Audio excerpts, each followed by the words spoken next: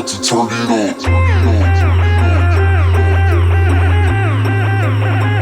Hey guys, this is Venkat and welcome back to our channel. Friends, మీరు ఇంకా మన channel subscribe చేసుకోకపోతే కింద red colour subscribe button click చేసి పక్కన బెల్ ఐకాన్ యాక్టివేట్ చేసుకోవడం ద్వారా మన లేటెస్ట్ నోటిఫికేషన్ మీరు పొందొచ్చు.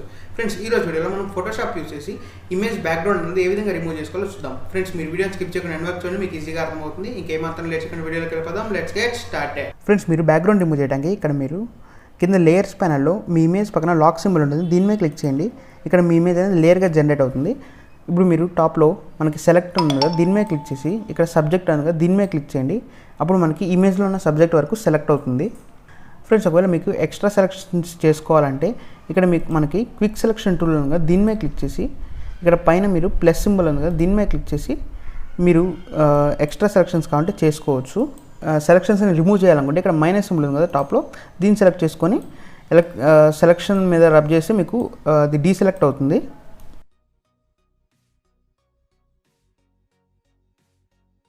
ఫ్రెండ్స్, ఈ విధంగా మీరు డిసెలెక్ట్ చేసుకోవచ్చు.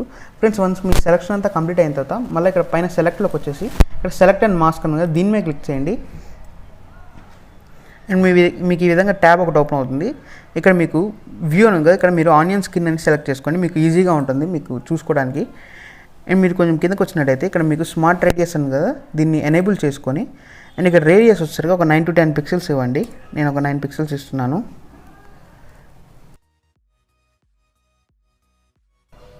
ఫ్రెండ్స్, మనకు ఒకసారి ఈ రిఫైన్ హెడ్ బ్రష్ టూల్ ఉంది కదా, దీన్ని యూస్ చేసి హెడ్ చుట్టూరు ఒకసారి నీట్గా డ్రా చేయండి.